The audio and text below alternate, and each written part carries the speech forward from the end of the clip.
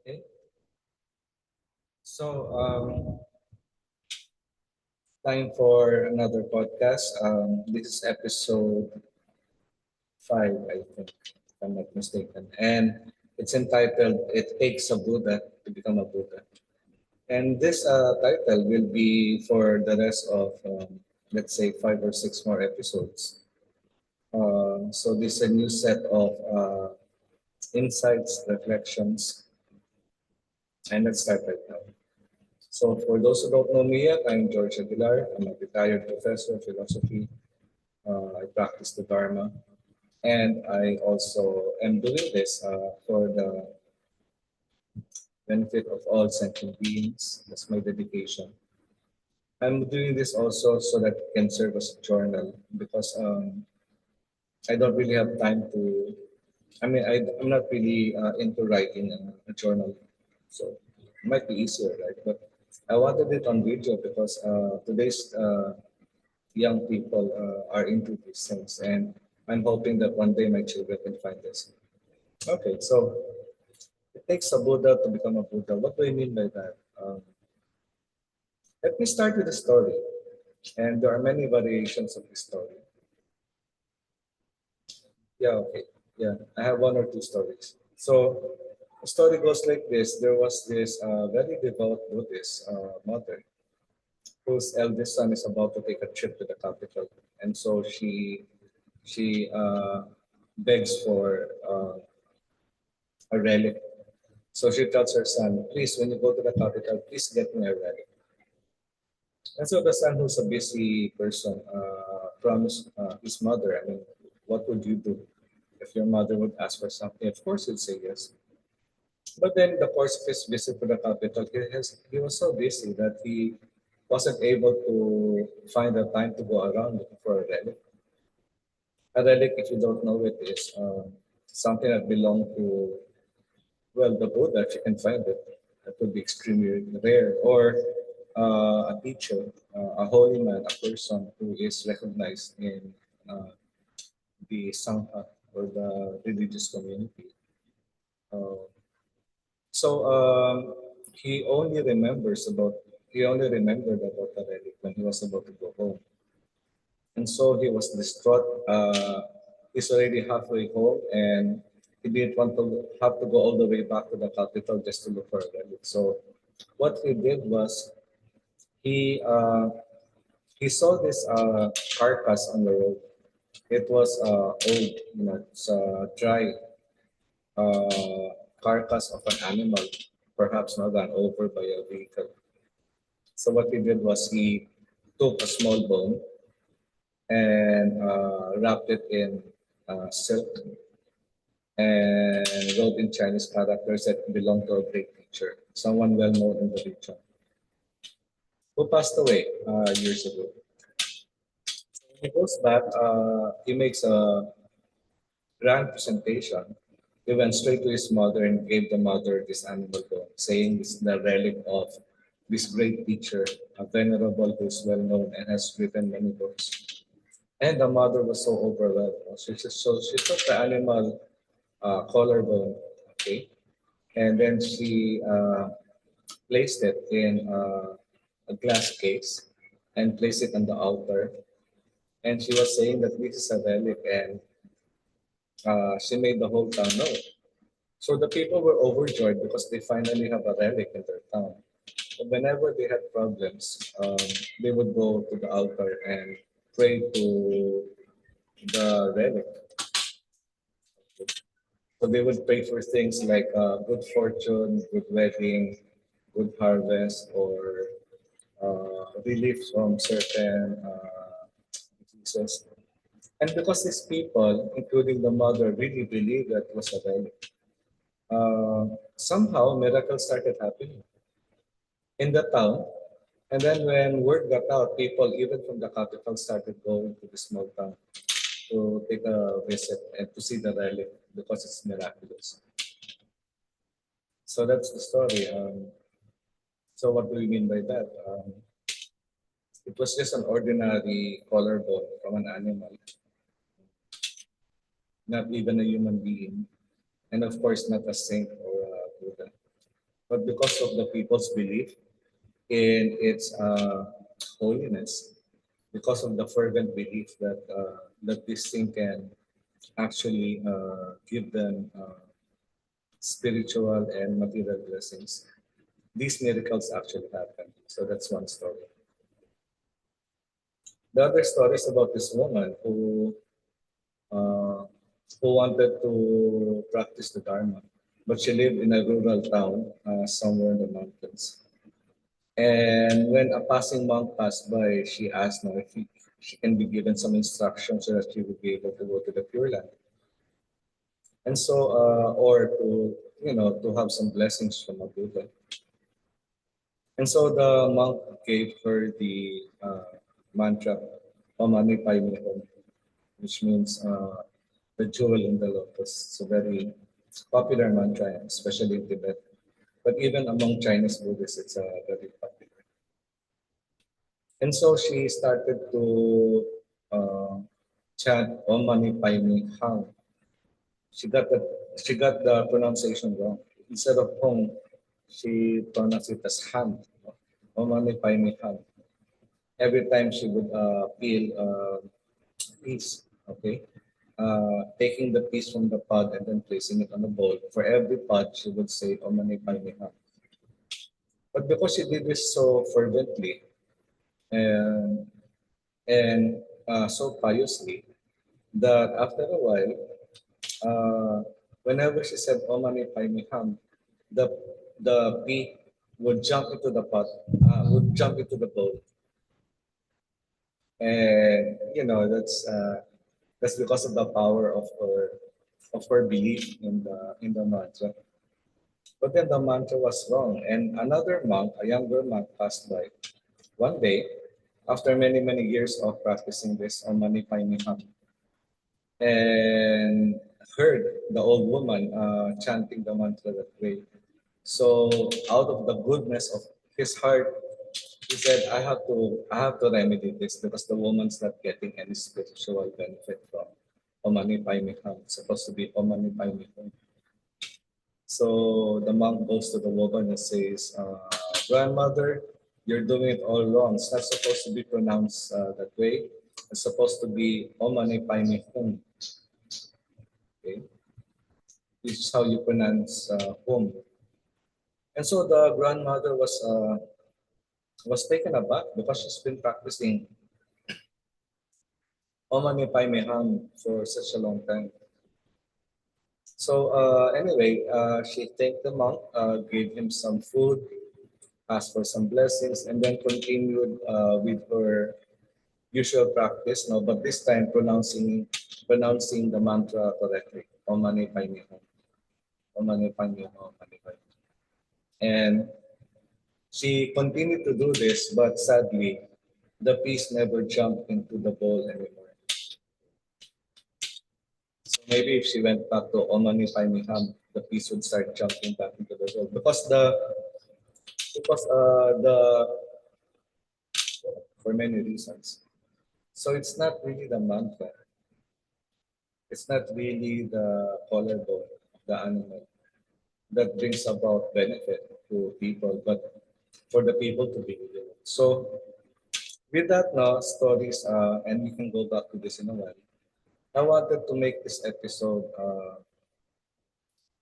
It Takes a Buddha to Become a Buddha, episode 5, with the subtitle, By Your Grace. Okay. The most popular form of Buddhism is Pure Land Buddhism. So a lot of people in the Philippines and in the West think that Buddhism is all about meditating, but actually, for the millions of Buddhists out there, I saw this in a documentary. They don't even meditate. They can chant a mantra, but they would actually chant the sutras, okay, and make offerings in a temple. So for them, this is what Buddhism is, and that is normal because when people start to engage in spirituality, oftentimes they begin with some form of religion. That there's a need to connect with the divine, and so what they would do is they would try to connect with the divine and start asking for things.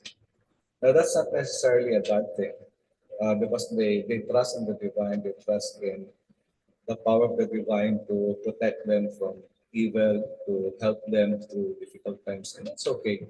And that's really the beginning of spirituality for many of us. Unfortunately, for too many people, it ends right there. So for them, it's just going to church or it's just going to the temple and asking for things. Okay. But that is already the first step towards becoming a Buddha. And by Buddha, I don't mean, well, it's not like something fantastic, no? Because we're all Buddhas, but we just don't know it yet, no? Or we refuse to believe in it. But it's to, u- to use another word, no, it's becoming divine ourselves. Okay? And we already are, but many people don't know that. They even if they do, they won't accept it. So the first step now is always to have an affinity with divinity. Okay, and I've said in the last episode that the best way to advance in the spirituality is to turn the affinity into some kind of devotion.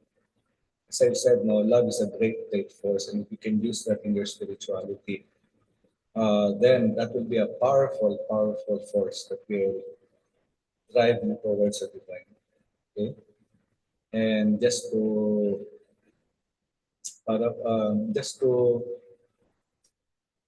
remind ourselves, no, love is a very powerful force. Love or true love is ceasing one's own ego in favor of the beloved. So if this is done properly and done towards God or done towards divinity, then for sure the ego will more or less merge with the divine. Okay? So this is basically the second step. So the first step is forming an affinity to the divine. The second step is to strengthen this affinity, make it some kind of a devotion, and turn it into love. Okay, but does it end there? With that kind of spirituality, you're already there. Okay, but you can advance some more. You can advance some more. The next step to that is to find a teacher who will help you along the path because the latter stages are, as I understand it, now more difficult. So you need to have a teacher, and by his or her divine grace, you can get to the next level, which is to turn the divine love, the pure devotional love for God or to the Buddha or Bodhisattva into some kind of non-duality. Okay? So initially, we start with thinking that there's a separation between God and ourselves. The separation gets smaller and smaller as we advance towards devotional love. But then we need to have a teacher to guide you. So the next step would be to engage in, for example, meditation. And that's what I love about Pure Land and Chant because I think that Pure Land is it's a very good way to start Dharma. Okay. But then, if you want to advance even further, I believe that you will have to meditate, okay, and to go deeper into understanding really what the Buddha is trying to tell us. So it takes not just a Buddha, but a great teacher who is the Buddha also to give us instruction. And from there, the practice continues until finally uh, you attain some kind of enlightenment. Okay? And the enlightenment again comes in stages, many stages of enlightenment. So as I've said, no, most people are Pure Land Buddhists. I think 90% of the Buddhists all over the world now are Pure Land Buddhists. And basically Buddhism for them is just chanting the Nyingpo or the mantra, no? Om Namo Amitabha Buddha. Om Namo Amida Butsu. Amida. I myself am a viewer to this. Having heard from a teacher about the vow of Amitabha, uh, I've come to a great respect, uh, and affinity for the Amitabha Buddha. But sadly, I'm not really into just devotional service.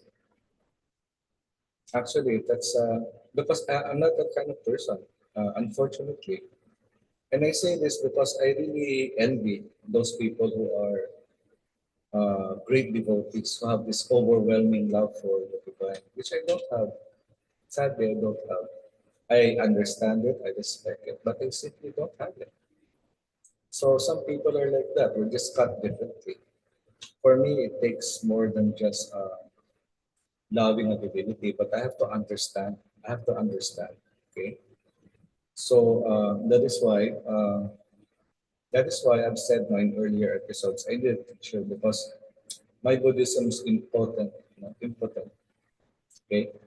It's not enough to know about the Buddha. It's not enough to make it Buddhism to mind. But it has to be mind and heart. And that's what I lack actually, a heart. So I'm hoping that a teacher will come along and teach me how it is to feel, to love the divine, which I simply don't have right now. Okay, so in that sense, no, it takes a Buddha to become a Buddha. You don't just wake up one day and know that you're the Buddha. Or even if you know it mentally, if you don't feel it in your heart mind, if you don't feel it in your heart, then it's just a delusion. It's just a concepts, and these things are impermanent. Okay, so that's basically the message for today's episode. It takes a Buddha to become a Buddha. So, uh, from experience, no, and in summary, you can say start with devotion, start performing the sutras, no, reciting the sutras, reciting a mantra. It has to be something daily to remind you that you are a student of prajna or wisdom, and that you are actually practicing the dharma. Okay, so it has to be something. Start small. Like I have mala beads, and I use it to chant. Basically, I have two mantras. Om Namo Amida Butsu, that is from the Japanese Sangha that found me, okay, during those COVID years. And now I also chant Om Namo Om Mani Padme Hum. That was the chant that was given to me many, many years ago. And hopefully, if the karma is good, if the conditions are right, I will be able to go a little further. So that's it for now. I hope that this was able to inspire some of you. If you have any questions, please don't hesitate to write down your comments. Since this is not only available on Spotify but also on YouTube. Okay. So for now, Joshua, Omito.